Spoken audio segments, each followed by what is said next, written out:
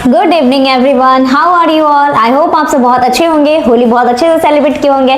तो चलिए आज हम लोग क्लास स्टार्ट करते हैं। जैसा कि आपको पता है हम लोग क्लास 9th के बायो पढ़ रहे हैं और उसका टॉपिक था improvement in food resources. Last class में हम लोगों ने फर्स्ट टॉपिक को कंप्लीट किया था और आज है टाइम किसका, तो सेकेंड टॉपिक का। आपको पता है ना सेकेंड क्या था, क्रॉप प्रोडक्शन मैनेजमेंट। आखिर हम लोग क्रॉप को लास्ट क्लास में क्या देखा था, क्रॉप जो आपके पास आएगा उनको आपने रखा, लेकिन उनको हमें मैनेज भी तो करना होगा। आपके पास कोई भी हाई यील्डिंग वैरायटी का क्रॉप आया, आपके पास जो भी वैरायटी, अगर हम उनको मैनेज नहीं करोगे तो क्या वो सस्टेन कर पाएगा, आप उनको कैसे उनकी कैपेसिटी को बढ़ा पाएंगे। तो पहले ना कुछ पॉइंट मैंने यहाँ लिखा, देखें, farmers have capacity to decide their cropping pattern. अलग अलग तरीके के किसान होते हैं। कुछ किसान ऐसे होते हैं जिनके पास जो बजट होता है, जो मान तो क्रॉप का प्रोडक्शन है, नो कॉस्ट प्रोडक्शन, मतलब कुछ ऐसे किसान होते हैं जो बहुत सारा ट्रैक्टर, स्प्रिंकलर, जो भी मॉडर्न टेक्नोलॉजी, उन सब चीज़ों का यूज़ करते हैं, तो उनका प्रोडक्शन भी बहुत हाई होता है। क्यों? क्योंकि उनके पास बजट बहुत अच्छा है। कुछ ऐसे किसान होते हैं जिनके पास ये सारे चीज़ें नहीं होते, तो वो नॉर्मल नेचुरल चीज़ों से ही यूज़ कर लेते हैं, जैसे कि बुल से ही वो करवा लेना, साथ में हल चला लेना, मतलब ऐसे टाइप चीज़ें करते हैं। क्यों? क्योंकि 3 तरीके के यहाँ पे आपने कुछ प्रैक्टिस है। पहला है नो कॉस्ट प्रोडक्शन, ऐसे फार्मर्स जिनके पास कोई भी मतलब इकोनॉमिक, उनके पास ठीक नहीं इकोनॉमी, उनको क्या करना है, नो कॉस्ट, बिना कॉस्ट के ही प्रोडक्शन करवाना है। बिना कॉस्ट प्रोडक्शन का मतलब इसमें उनको पैसा नहीं लगाना है, जो चीजें उनके पास अवेलेबल है उसी मेथड से वो प्रोडक्शन करेंगे। सेकेंड है लो कॉस्ट। कुछ ऐसे किसान होते हैं जिनके पास कुछ पैसे होते हैं, तो जिसमें कुछ चीजों का यूज कर सकते हैं, मैन्योर का यूज कर सकते हैं, साथ में ट्रैक्टर वगैरह का यूज कर सकते हैं, बुलॉक कार्ट का यूज कर सकते हैं। लेकिन कुछ ऐसे फार्मर्स हैं जो आएंगे हाई कॉस्ट प्रोडक्शन वाले कैटेगरी में, और हाई कॉस्ट का मतलब है उनके पास सारे मॉडर्न टेक्नोलॉजी यूज करने के लिए इकोनॉमी है, मतलब उनके पास पैसा है, फाइनेंशियली उनके पास सिक्योरिटी है, जिसकी वजह से वो हाई कॉस्ट प्रोडक्शन कर सकते हैं। तो हमें अभी यहाँ पे बस ये समझ में आया आप 3 तरीके के कंडीशन, क्योंकि जो किसान होते हैं ना, कुछ ऐसे होते हैं जो लो कॉस्ट के होते हैं, जिनके पास पैसा नहीं होता, तो वो जो चीजें, जितना लैंड उसके पास है, जितना जमीन है, उसी पे वो काम करते हैं। कुछ ऐसे होते हैं जो लो कॉस्ट, कम कॉस्ट में वो चाहते हैं अच्छा से अच्छा प्रोडक्शन हो जाए, और कुछ किसान ऐसे हैं जो हाई कॉस्ट, मतलब सारे modern technology, high yielding variety का सीड लगाते हैं, ज्यादा प्रोडक्शन करना और फिर मार्केट में सप्लाई करते हैं, बेचते हैं। और क्यों? किसी पैसा जनरेट होगा ज्यादा से ज्यादा।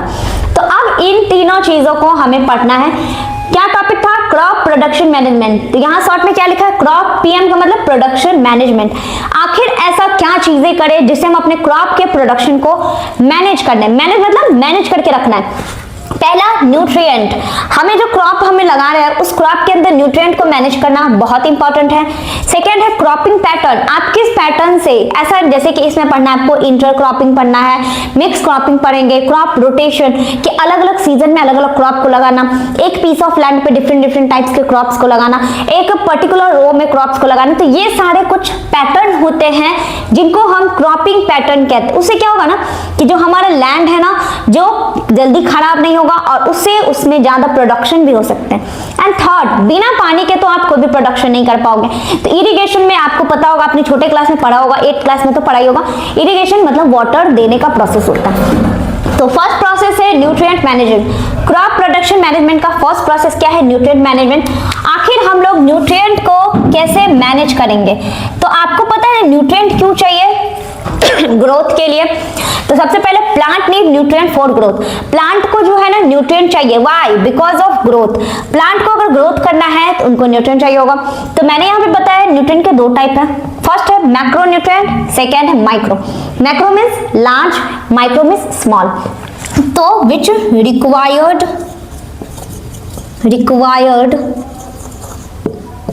इन लार्ज क्वांटिटी। कुछ ऐसे न्यूट्रिएंट है जो हमें ज्यादा क्वांटिटी में चाहिए। Example NPK। NPK क्या होता है? आपने केमिस्ट्री में N4 nitrogen, P4 phosphorus, K4 potassium. Nitrogen, phosphorus, potassium and calcium हो गया, मैग्नीशियम हो गया, etc। ये सारे कुछ ऐसे न्यूट्रिएंट हैं जो हमें ग्रोथ, प्लांट का ग्रोथ के लिए हमें चाहिए, जैसे nitrogen, potassium, nitrogen, phosphorus, potassium, calcium, magnesium. ये सब लार्ज क्वांटिटी में सॉइल को चाहिए होता है। अब micro, which required in small quantity, मतलब अगर थोड़ा सा भी ये मिल जाएगा तो प्लांट का ग्रोथ हो जाएगा। इसका ज़्यादा नीड नहीं होता है और ये कम से कम क्वांटिटी में भी हो जाते हैं। अब ऐसा क्या है, जैसे मैग्नीज, अब इसमें ना Mg से मैग्नीशियम होता है, Mn से मैग्नीज होता है, जैसे कॉपर, बोरोन, ETC। ठीक है, तो यहाँ पे क्या है, टाइप्स ऑफ न्यूट्रिएंट में आपने देखा 2 टाइप के न्यूट्रिएंट है। फर्स्ट है macro nutrient, macro means large, जिसमें लार्ज क्वांटिटी आपको चाहिए होगा। माइक्रो मींस स्मॉल, जैसे मैग्नीज, कॉपर, बोरोन, ETC। तो चलिए इधर से आप फटाफट देखिएगा। Crop production management, farmer have capacity to decide their cropping pattern. फार्मर के पास अलग अलग क्रॉपिंग पैटर्न को डिसाइड करने के लिए कैपेसिटी होना चाहिए at different level of production practice. मतलब कुछ किसान ऐसे होंगे जो नो कॉस्ट प्रोडक्शन को करेंगे, विदाउट कॉस्ट, मतलब बिना पैसा लगाए वो प्रोडक्शन को करेंगे। मान के चलिए उनके पास थोड़ा सा लैंड है, उसी लैंड में वो रहते भी है और वहां पे वो चाहते हैं हम खेती करें और इतने ही उनके पास प्रोडक्शन होगा जिनसे उनका घर ही चलेगा। वाई? क्योंकि उनके पास उतने कॉस्ट नहीं, उतने पैसा नहीं है जिनसे वो मॉडर्न टेक्नोलॉजी को लगा सके। अब नेक्स्ट आएगा ऐसे किसान लो कॉस्ट प्रोडक्शन। लो का मतलब उनके पास थोड़े से प्रोडक्शन करने की कैपेसिटी है, थोड़े बहुत लैंड में वो मॉडर्न टेक्नोलॉजी का तो यूज नहीं कर पाएंगे, बट फिर भी कुछ चीजें वो लगा सकते हैं, ट्रैक्टर लगा सकते हैं, बुलक का यूज कर सकते हैं। तो इन सारे चीजों से क्या होगा, हल का यूज कर सकते हैं। तो इससे लो कॉस्ट प्रोडक्शन में भी उनका प्रोडक्शन हो जाएगा। कुछ फार्मर ऐसे जो हाई कॉस्ट प्रोडक्शन, मतलब उनके पास सारे कैपेसिटी है, उनके पास फाइनेंशियल ऐसा कोई दिक्कत नहीं है, तो वो सब कुछ कर सकते हैं। जैसे कि स्प्रिंकलर हो गया, ड्रिप इरिगेशन हो गया, इरिगेशन का अच्छे से अच्छे यूज कर सकते हैं। साथ में क्रॉपिंग पैटर्न को भी अलग अलग तरीके से यूज कर सकते हैं। वो सारे न्यूट्रिएंट जैसे वो ह्यूमस हो गया, चाहे वो मैन्योर हो गए, वो सब कुछ का यूज कर सकते हैं। क्यों? क्योंकि इनके पास हाई कॉस्ट इरिगेशन है, मतलब उनको कोई प्रॉब्लम नहीं है, वो हर एक मॉडर्न टेक्नोलॉजी का यूज करेंगे। तो क्रॉप मैनेजमेंट प्रोडक्शन में हम लोगों ने देखा, पहला है न्यूट्रिएंट मैनेजमेंट। सबसे पहले एक सॉइल के अंदर कितना न्यूट्रिएंट है, जहां पे आप क्रॉप लगाओगे वहां न्यूट्रिएंट बहुत इंपॉर्टेंट है, क्योंकि अगर प्लांट को न्यूट्रिएंट नहीं मिलेगा तो आपको पता है ना वो ग्रोथ नहीं करेगा। तो हम लोगों ने क्रॉप में 3 कैटेगराइज किया है। फर्स्ट है nutrient management, second cropping pattern को समझेंगे एंड थर्ड है इरिगेशन। अभी मैंने फर्स्ट स्टार्ट किया है। First of all, plant need nutrient for growth. Plant को न्यूट्रिएंट चाहिए, बट व्हाई? क्योंकि प्लांट को अगर ग्रोथ करना है तो न्यूट्रिएंट, जैसे कि हम लोग को पता है ना कि सॉइल के अंदर से हमें प्रोटीन लाइक नाइट्रोजन मिलता है। नाइट्रोजन का जो कंपाउंड है ना वो रिसाइकल होते हैं, मतलब नाइट्रोजन साइकिल आपने पढ़ा होगा। तो फिर वो आता है सॉइल के पास, जो लेग्यूमिनस प्लांट होते हैं ना जिसमें बहुत ज्यादा प्रोटीन होता है, फिर वहां से एनिमल्स की बॉडी में। तो जब हम लोग दाल खाते हैं एज अ फॉर्म ऑफ, तो यहाँ पे क्या था, प्लांट ग्रोथ करेगा। तो न्यूट्रिएंट के कितने टाइप है? 2 टाइप है। First macro nutrient, macro term का मतलब मैक्रो मींस लार्ज, न्यूट्रिएंट का मतलब nutrient which required in large quantity. तो ऐसा कौन सा न्यूट्रिएंट है जो हमें लार्ज क्वांटिटी में चाहिए? नाइट्रोजन है, फास्फोरस है, पोटेशियम है, कैल्शियम है, मैग्नीशियम एक्सेट्रा। तो ये कुछ ऐसे न्यूट्रिएंट है जो हमें लार्ज क्वांटिटी में प्लांट को चाहिए। सेकंड है micro nutrient. Micro means small, अगर थोड़े बहुत भी दे दोगे तो चलेगा, मतलब ये वाला जो बंदा है ना प्लांट को भरपूर मात्रा में चाहिए, अगर ये नहीं मिलेगा तो प्लांट ग्रोथ नहीं कर पाएगा। और ये जो है ना इसको थोड़े बहुत भी दे दोगे तो मैनेज हो जाएगा, मतलब थोड़े से दे दो चलेगा। तो which required in small quantity like manganese, copper, boron, molybdenum, मतलब और भी चीजें होते हैं एक्सेट्रा। तो ये टाइप्स ऑफ न्यूट्रिएंट। अभी हम सोर्स ऑफ न्यूट्रिएंट भी देखेंगे, लाइक जैसे कि आपको पढ़ना फर्टिलाइजर, मैन्योर के भी टाइप्स देखने, ये सारे इसमें ना बहुत इजी टॉपिक है। अब हम लोग को क्या समझना है ये, अब मैंने यहाँ पे एक टॉपिक लिखा, deficiency that help to affect growth. अब मान के चलते हैं अगर प्लांट को ये सारे न्यूट्रिएंट नहीं मिलता है, ठीक है, तो अगर ये न्यूट्रिएंट प्लांट को नहीं मिलेगा तो प्लांट में क्या होगा, डेफिशिएंसी होगा।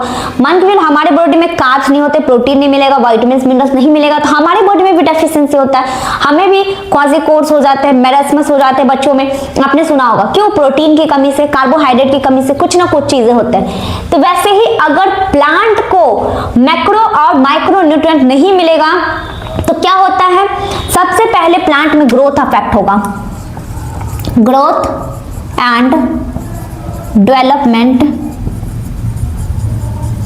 Of plant.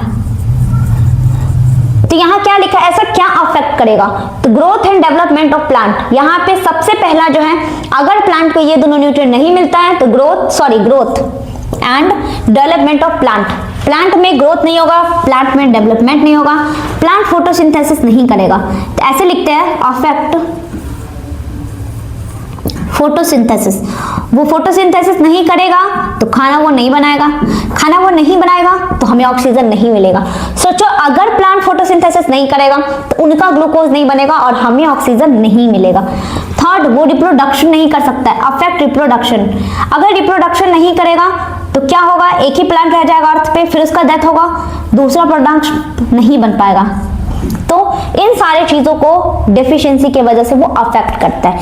अब देखो पहला क्या था, डेफिशिएंसी की वजह से ग्रोथ रुक जाता है। हमारे बॉडी में भी अगर बच्चों में कार्बोहाइड्रेट प्रोटीन की कमी होती है तो ग्रोथ रुक जाता है सबसे पहले। वैसे प्लांट में अगर ये माइक्रोन्यूट्रिएंट्स और मैक्रोन्यूट्रिएंट नहीं होंगे, ग्रोथ एंड डेवलपमेंट रुक जाएगा।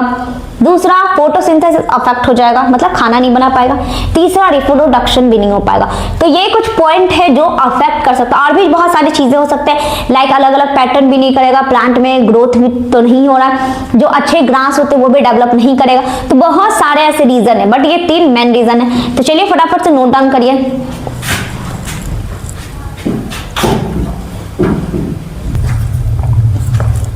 अब देखिए, जैसा कि टाइप्स ऑफ न्यूट्रिएंट के बाद क्या है, सोर्स ऑफ न्यूट्रिएंट।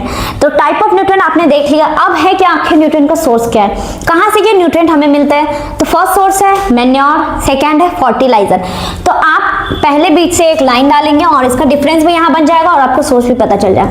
पहला मैन्योर क्या होता है, मैन्योर नेचुरल अकरिंग सब्सटेंस है।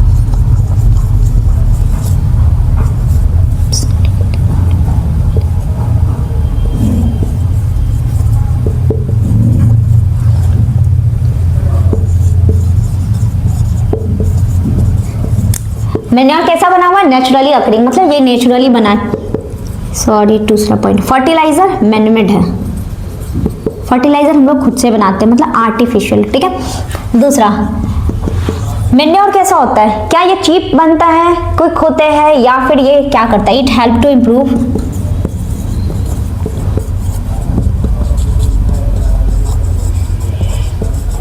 Soil structure. ये सॉइल के स्ट्रक्चर को इंप्रूव करते हैं। तो पहले क्या बोला, ये मैन्योर जो है वो नेचुरल अकरिंग सब्सटेंस है, मतलब वो नेचर के थ्रू बना गया मैन्योर। और अगर फर्टिलाइजर को देखोगे तो ये मैनमेड होता है, ठीक है। अगर इसका तीसरा पॉइंट लिखेंगे तो ये कैसा है, ये चीप होता है। चीप मतलब सस्ता। अब इसका जस्ट उल्टा हो जाएगा।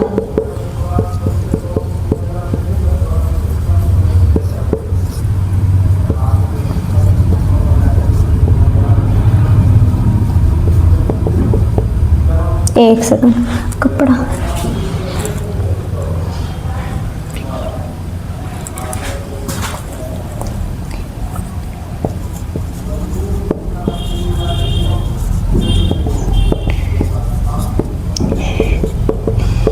इसका कैसा रिस्पॉन्स है, क्विक रिस्पॉन्स होता है। और ये चीप है तो ये चीप नहीं होगा।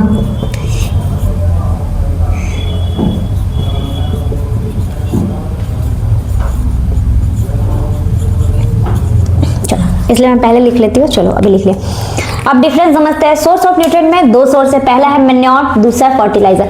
मैन्योर कैसा है, नेचुरल बना हुआ है, और फर्टिलाइजर मैनमेड है। Manure it help to improve soil structure, ये सॉइल के स्ट्रक्चर को इंप्रूव करता है, और फर्टिलाइजर जो है वो सॉइल के फर्टिलिटी को बनाने में हेल्प करता है।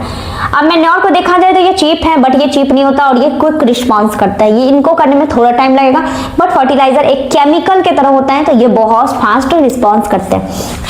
अब देखिए, मैन्योर के भी फर्दर टाइप्स, वहां प्लेस नहीं था तो मैंने यहाँ लिखा है। मैन्योर के भी फर्दर 3 टाइप है। फर्स्ट है compost, second vermi compost, third green manure. क्या डिफरेंस है समझते हैं। पहला है compost, it is a manure made by decomposing plant and animal. Decomposing मतलब जो डेड एंड डिकेइंग प्लांट और एनिमल होते हैं ना, उनसे जो मैन्योर बन रहा है, क्योंकि ये नेचुरल बना हुआ है। मैन्योर खुद से बनता है, डेड एंड डिकेइंग मैटर का जो डीकंपोजिशन होता है उससे बनते हैं। तो कंपोस्ट क्या है, एक इस तरीके का मैन्योर है जो आपके डेड एंड डिकेइंग प्लांट से बन रहा है। Second vermi compost, very easy. Vermi का मतलब वर्म, वर्म जानते हैं, जैसे अर्थ वर्म।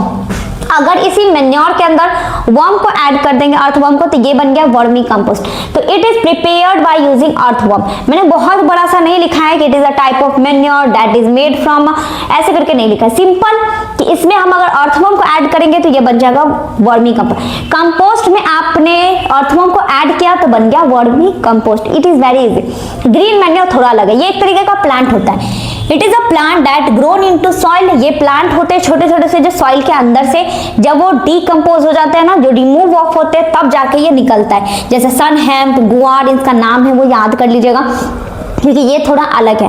तो अभी मैंने क्या देखा, पहले टाइप्स ऑफ न्यूट्रिएंट समझे थे, मैक्रो एंड माइक्रो। अब सोर्स ऑफ न्यूट्रिएंट, तो पहला सोर्स है मेन्योर, सेकेंड सोर्स है फर्टिलाइजर। मेन्योर कैसा होता है, नेचुरल होता है। Fertiliser man made, chemically, artificially, जो भी आप समझे।